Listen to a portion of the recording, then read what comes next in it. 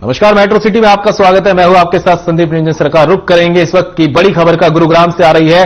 MG road पर showroom में लगी आग और आग की चपेट में आया होम इंटीरियर शोरूम। इस वक्त की बड़ी खबर से आपको रूबरू करा रहे हैं। गुरुग्राम से आ रही है, जहां पर पौष इलाका कहा जाता है एमजी रोड। यहां शोरूम में आग लगी है।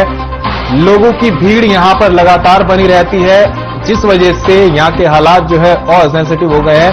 एमजी रोड का मामला है, जहां शोरूम में भीषण आग लगी। आग की चपेट में इंटीरियर शोरूम आया है। इस वक्त की बड़ी खबर से आपको रूबरू कराए थे।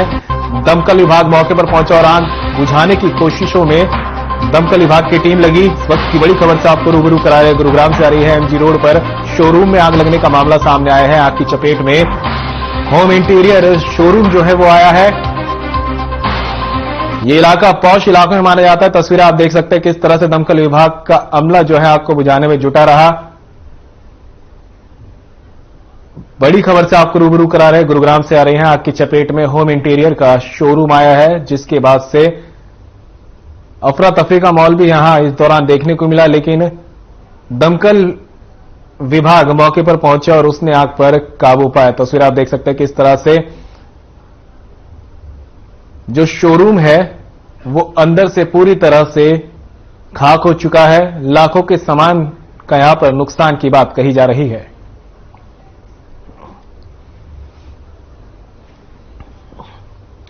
तो आग की चपेट में होम इंटीरियर शोरूम आया। आपको बता दें, एमजी रोड पर शोरूम में भीषण आग लगी, जिसके बाद दमकल विभाग की टीम मौके पर पहुंची और आग पर काबू पाया गया। तस्वीर आप देख सकते हैं, ये शोरूम के अंदर की तस्वीरें हैं।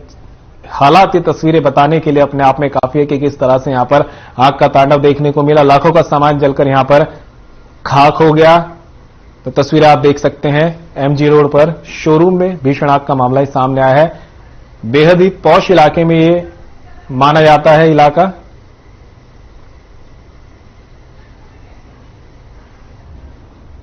गुरुग्राम एमजी रोड पर शोरूम में आग लगने का मामला है, जिसकी तस्वीरें आपको दिखा रहे हैं।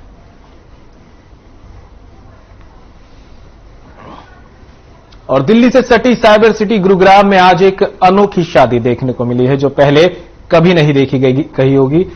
अब तक पूरे देश में शेरू स्वीटी की शादी बतौर फिल्म चर्चा में थी, लेकिन गुरुग्राम में हुई शेरू और स्वीटी की शादी सबसे ज्यादा चर्चा में आ गई। ये एक ऐसी शादी है जिसमें शादी की सारी रस्में भी हुई, लेकिन ये रस्में लड़के और लड़की की शादी के लिए नहीं बल्कि डॉग्स की शादी के लिए हुई थी, जिसमें पूरा मोहल्ला ही नहीं बल्कि आसपास के जिलों के भी लोग शामिल हुए। जिसे भी सूचना मिली वो शादी में पहुंचा। इस शादी में आम लोगों की तरह शादी की रस्में करने के साथ साथ दहेज भी दिया गया।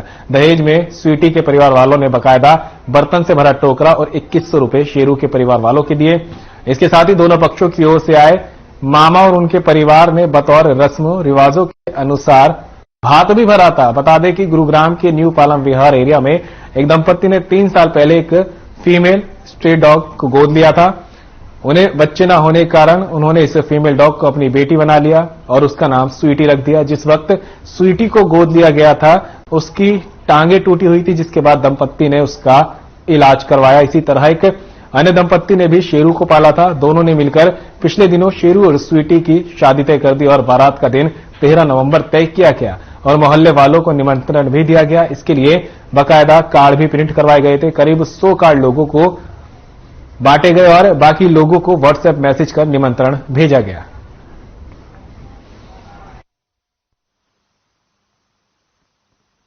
आप नाम बता दीजिए, क्या नाम आपका? मेरा नाम रानी जी। रानी जी, कैसे मन में आया कि आपकी बेटी स्वीटी है, उसकी शादी होनी चाहिए और कैसे आप अपनी इसको बेटी मानती हो?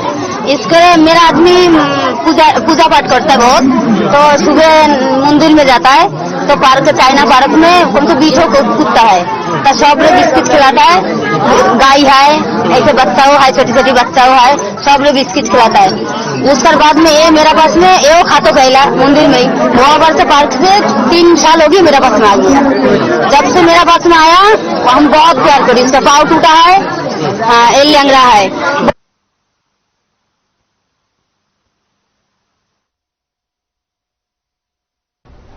उधर फरीदाबाद के एनआईटी विधानसभा में लोग नर के जीवन जीने को मजबूर है। बता दें कि फरीदाबाद के वार्ड नंबर 5 का बुरा हाल हो चुका है। जानकारी के मुताबिक सरकारी स्कूल और पार्क तक गंदे पानी से भरे हैं, जिसकी शिकायत करने के बावजूद लोगों की सुनवाई नहीं हो रही और लोग परेशान हैं। वहीं इस गंदे पानी के जलभराव से लोगों ने विधायक के खिलाफ नारेबाजी भी की।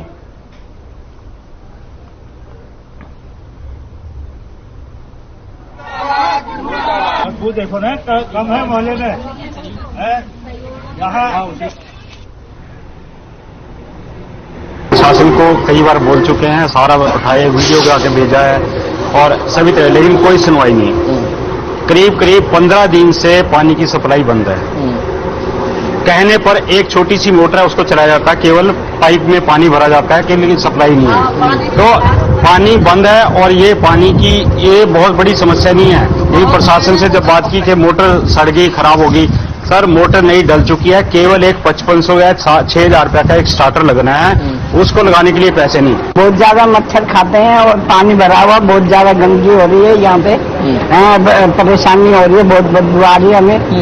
कूड़ा भी बहुत लोग फेंक के जा रहे हैं और आगे पीछे बहुत ज्यादा पानी भरा, आने जाने की कोई सुविधा नहीं है। आगे पीछे घूमने के लिए जाए तो कोई कहीं नहीं जा सकता। स्कूल की स्थिति तो ये है जी, बच्चे पढ़ने ही नहीं आ पा रहे हैं। 5वीं तक का स्कूल है, बट एक भी टीचर और एक भी बच्चा जाएगा कहाँ से, जाने के लिए कोई रास्ता ही नहीं है। ये स्कूल का गेट है, आप खुद ही देखिए।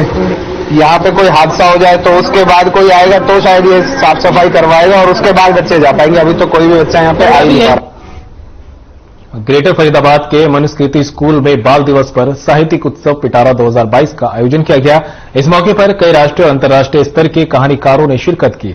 इन कलाकारों ने बच्चों को अलग अंदाज में कहानियां सुनाई। कार्यक्रम में विधायक राजेश नागर, फरीदाबाद से विधायक नरेंद्र गुप्ता, सिद्धार्थ कौल ने भी शिरकत की। इस कार्यक्रम में जर्सी फिल्म के बाल कलाकार रोनित कामरा ने भी शिरकत की थी। बच्चों के लिए आयोजित इस कार्यक्रम में बुक स्टॉल भी लगाए गए थे। कार्यक्रम में उपस्थित लोगों को संबोधित करते हुए विधायक राजेश नागर ने कहा कि स्कूल का प्रयास बेहद सराहनीय है। मोबाइल और इंटरनेट के जमाने में भी कहानियों और किताबों के प्रति बच्चों में रुचि कायम रखना सराहनीय पहल है।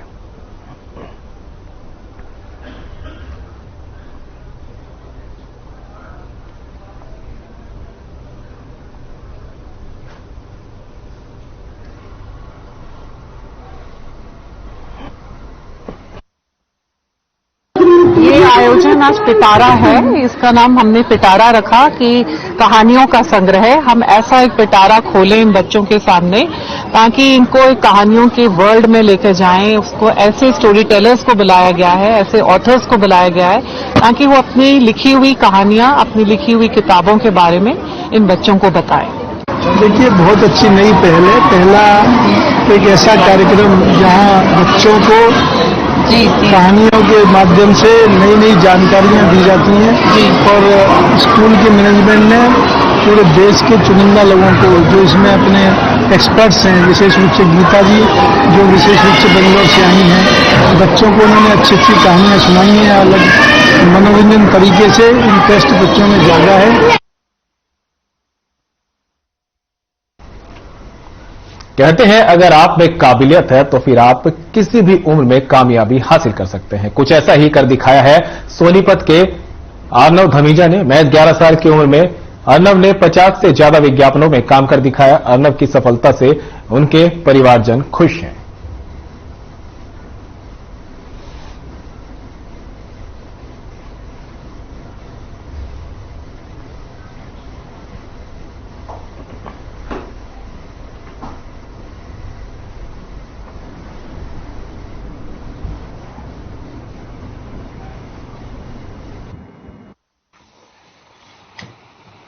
बेटे की शुरुआत हुई थी अप्रॉक्सीमेटली 4 साल का था। यहाँ सोनीपत में गुरदास पाल नाइट हुई थी, तो उसमें बेटे ने एक छोटा सा परफॉर्मेंस दिया था, जिसको देखने के बाद का हमने फेसबुक पे शेयर किया तो काफी रिव्यूज अच्छे आए और काफी जो हमारे फ्रेंड सर्कल में है वहां से कॉल आई कि आप इसको मॉडलिंग में ट्राई कराएं। तो हमारे माइंड में यही है कि जैसे बाकी बच्चे कोई डांस में जाता है, कोई क्रिकेट में, कोई फुटबॉल की कोचिंग के लिए जाते हैं, तो एक डिफरेंट फील्ड ट्राई करते हैं। वहीं से हमारे माइंड में आया कि इसको मॉडलिंग में ट्राई करते हैं। जी मैं 11 इयर्स का हूँ और मैंने बहुत ज्यादा शूट्स कर रखे हैं। करीबन 6 ईयर्स से मैं कर रहा हूँ। और बाल दिवस के लिए तो मेरा वैसे बाल दिवस के आपको बहुत सारी शुभकामनाएं। बाल दिवस पर मैं कहना चाहूंगा कि जो भी बच्चों का जैसे ड्रीम्स होते हैं उनको वो फॉलो करने चाहिए और पेरेंट्स को भी उनकी हेल्प करनी चाहिए ताकि वो अपने ड्रीम्स फॉलो कर पाए, तभी उनमें परफेक्ट होंगे वो। उसमें क्या होता है कि शूटिंग्स तो हम लोग बहुत जगह जाते रहते हैं, कभी लखनऊ गया है, कभी जयपुर, कभी बॉम्बे, तो वो चीज इसकी चलती रहती है, तो वो मैनेज कर लेते हैं हम लोग इसके साथ जाके। और बाल दिवस के मौके पे मैं यही कहना चाहूंगी कि जो बच्चे और जो मेहनत करना चाहते हैं, इस फील्ड में आगे जाना चाहते हैं, तो वो एक बार जो है अपना माइंड सेट कर लें कि हमें किस फील्ड में जाना है और उसी के लिए ही आगे प्रोसीड करें। और झज्जर के एक सरकारी स्कूल से लापरवाही का बड़ा मामला सामने आया है। बताया जा रहा है कि सरकारी स्कूल में बच्चों से मजदूरी करवाई जा रही थी। जानकारी के मुताबिक बामनोली स्कूल के पीटीआई की ओर से बच्चों से ईंट पत्थर उठवाए जा रहे थे। वहीं स्कूल के पास में रहने वाले एक युवक ने वीडियो बनाकर सामने लाए, जिसके बाद मामले को उजागर किया गया। फिलहाल बहादुरगढ़ के बामनोली के सरकारी स्कूल का यह पूरा मामला बताया जा रहा है।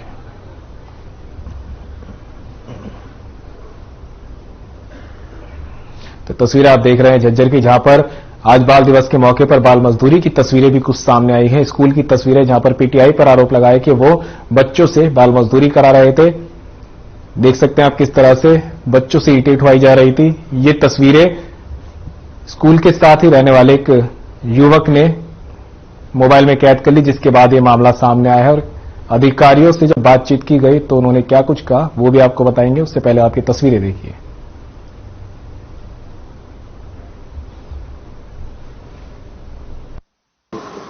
फॉरवर्ड करके उससे रिपोर्ट मांगी थी, तो और उसने फिर दोबारा मेरी पीटीआई मैडम से बात की, जो इन बच्चों के साथ खड़ी हुई है बाहर।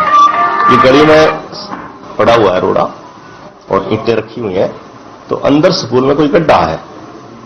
अभी 1 बजे तक रिटर्न रिपोर्ट मेरे पास आ जाएगी, तो उस गड्ढे को भरने के लिए छोटा रोड़ा जो टूटा हुआ है ना, वो बच्चों से पीटीआई, क्योंकि इस क्लास कोड नहीं है वहां पे, तो उन्होंने कहा भी था कि आप 100-200 रुपए में कोई मजदूर लगा के उससे मंगवा रहे थे। मेरा छोटा सा गड्ढा था तो रोड़ा मंगवाया था, तो गांव के किसी ने वो वीडियो बना के और वो वायरल कर दी।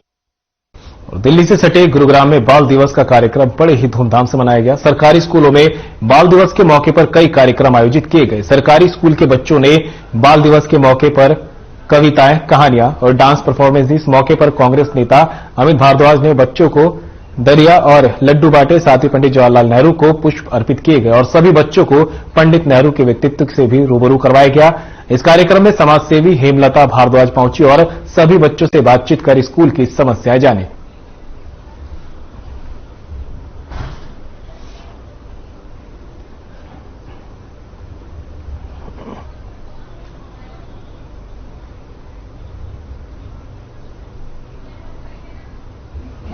इसी वजह से मैंने ये जो अपना अध्यापिका का जो प्रोफेशन है इसको मैंने चूज किया था और मुझे पढ़ाने का बहुत शौक था। इसी वजह से मैंने इस प्रोफेशन को चूज किया था। तो मैं एक अध्यापिका होते हुए सिर्फ बच्चों को यही सिखाना चाहती हूँ कि वो इस देश का भविष्य बने, अच्छे कार्य करें, अच्छे से पढ़ें और इस देश का नाम रोशन करें। तो यही सब देखते हुए मैं आज बाल दिवस के उपलक्ष्य पे इस स्कूल में आकर के बच्चों के साथ बाल दिवस मना रही हूँ। फिलहाल रुकेंगे छोटे से ब्रेक के लिए, कहीं मत जाइएगा, जल्द होंगे हाजिर।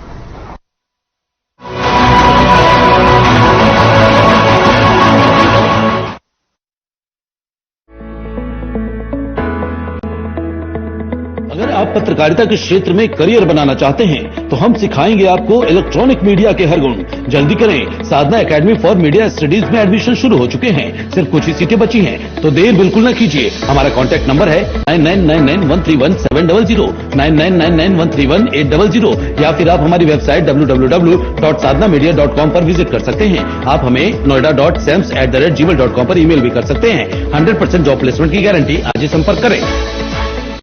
मेरे जैसा कोई दूसरा बुलबुलापन जिसकी हर बात में घुल जाए, जिंदगी में रंग भर दे। मेरी जैसी मेरी अपनी पताका चाय, गजब का स्वाद। देखें कौन नया खिलाड़ी आया है, समझा देते हैं, प्यार से समझाएंगे। ये तो अपनी जुबान है। जुबान एक हो तो दिल भी एक होनी चाहिए। विमल बोलो जुबां केसरी। पंजाब है जसप्रीत का ठिकाना, मुंबई है आदर्श का आशियाना, केरल का गोविंदन निवासी, कोलकाता में जन्मे है काशी। हर हिंदुस्तानी की शान ARB बियरिंग्स जोड़े सारा हिंदुस्तान। हरे रंगों का उमंगों का जज्बा का रुकता है, मन साफ है तेरा अंदर तो बाहर दिखता है। जो अच्छा हो जो सच्चा हो वही तो दिखता है। हम निर्मा एडवांस हैं, मन की तरह कपड़े भी साफ रखते हैं। Nirma advance. Hey mom, hey, look, I can download a song really fast. I can make dosas faster. Must be joking. Bus, 3 easy steps. Mix with water, spread batter, fry. गाना डाउनलोड हुआ? नहीं, पर तब तक मैं इडली बनाती हूँ। हमने बनाया किड्स से।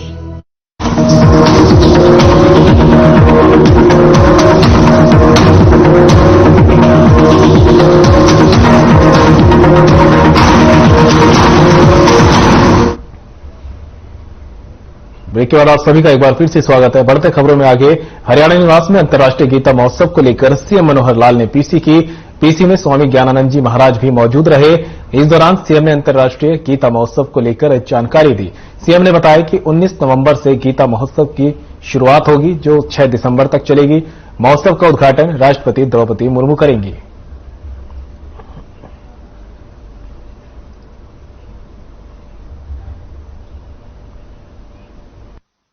और आज ये जो प्रेस वार्ता जिसका विषय अंतर्राष्ट्रीय गीता जयंती का जो कार्यक्रम, जो उत्सव कुरुक्षेत्र में हम कर रहे हैं, उसी के बारे में आपने जो मार्गदर्शन दिया है, जो इस प्रकार से उसकी जो व्याख्या की है और जैसे उसका एक महत्व बताया है, उस महत्व को ही सारगर्भित करने के लिए, उसको बढ़ाने के लिए लगातार हम 5 वर्षों से ये कार्य कर रहे हैं हरियाणा में।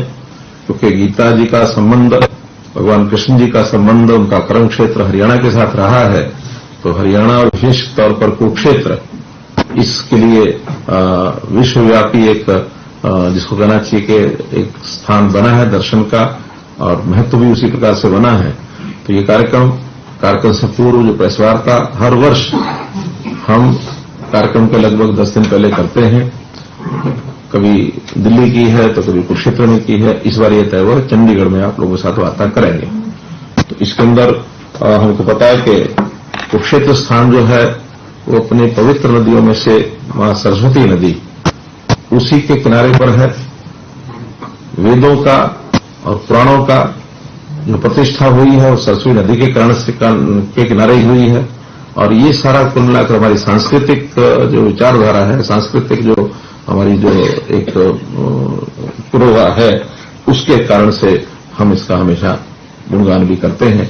श्रीमद् भगवत गीता का जो ये कार्यक्रम है, ये 5159 वर्ष पूर्व जो घटना हुई महाभारत की, उसको लेकर के ही हम इसको याद करते हैं कि भगवान कृष्ण ने स्वयं युद्ध के मैदान में और एक जीवन के सार के रूप में ये संदेश दिया था।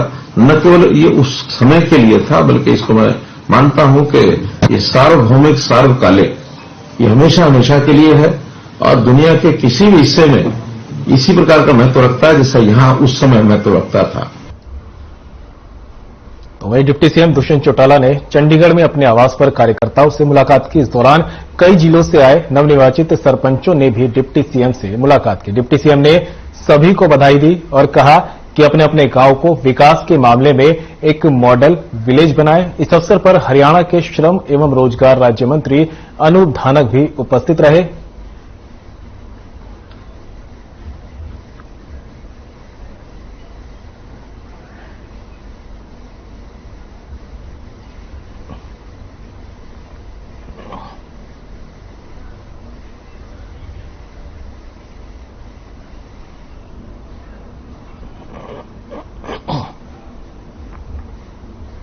हरियाणा सरकार ने लापता लोगों के लिए एसओपी तैयार की है, जिसके बारे में जानकारी देते हुए गृह मंत्री अनिल विज ने बताया कि हमारे सामने ये भी एक बड़ी समस्या आती थी। लापता लोगों के लिए अलग अलग टीमें बनाई है, जिसका अच्छा नतीजा भी आया है और बहुत अच्छी मात्रा में लोगों को रिकवर भी किया गया और बच्चों को उनके मां बाप से भी मिलाया गया। पूर्व मुख्यमंत्री भूपेंद्र सिंह हुड्डा की ओर से दिए गए बयान का जवाब देते हुए गृह मंत्री अनिल विज ने कहा कि हुड्डा साहब बताएं कौन से घोटाला हुआ है। आगे कहा कि विपक्ष को बोलने का अधिकार है, लेकिन इसका मतलब ये नहीं कि कुछ भी बोलेंगे। साथ ही दिल्ली के मुख्यमंत्री अरविंद केजरीवाल पर भी विज ने निशाना साधते हुए कहा कि लोग दिल्ली को केजरीवाल मुक्त बनाना चाहते हैं।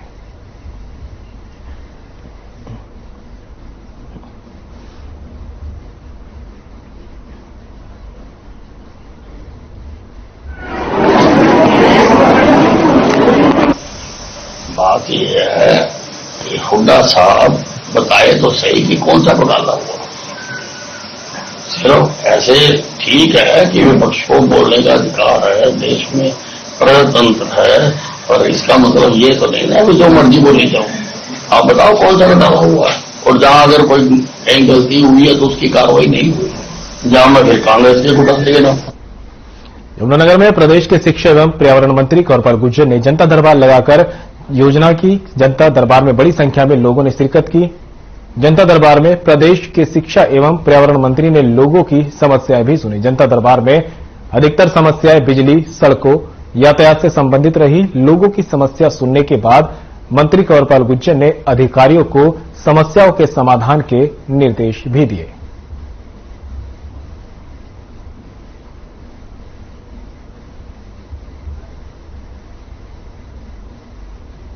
देखिए, पहले पिछले कोरोना से पहले ना रेगुलर जो थे वो खिजराबाद और छछरौली और जगाधरी अलग अलग बैठते थे, और फिर एक दिन यहाँ बैठते थे। यहाँ तो बैठते ही हैं, हालांकि यहाँ भी जगाधरी में ही है वैसे, लेकिन अलग से रेस्ट हाउस में बैठते थे। छछरौली रेस्ट हाउस में भी, खिजराबाद रेस्ट हाउस में भी।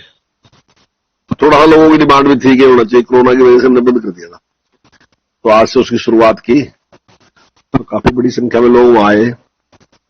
समस्याएं तो अलग अलग हैं। एक टाइप की समस्या तो होती है, किसी का बिजली के कनेक्शन की समस्या है, वो कहता है कि मैंने पैसे भर दिए थे, मेरा हुआ नहीं। हरियाणा के यमुनानगर में एक ट्रक में शव मिलने से इलाके में सनसनी फैल गई। पुलिस की कई टीमों ने फॉरेंसिक टीम के साथ मामले की जांच की। और आपको बता दें कि छछरौली रोड पर तिकोना चौक के नजदीक देर रात एक ट्रक खड़ा था, जिसको सुबह भी उसी खड़ी हालत में देखा गया, जिसके पास आसपास के लोगों ने इसकी सूचना पुलिस को दी। पुलिस ने मौके पर पहुंचकर जांच की तो गाड़ी में चालक की सीट पर एक शख्स का शव मिला। मृतक की पहचान लाहौरी के रहने वाले के रूप में हुई है। मृतक के परिजनों को सूचना दे दी गई है और मामले की जांच आगे की जा रही है।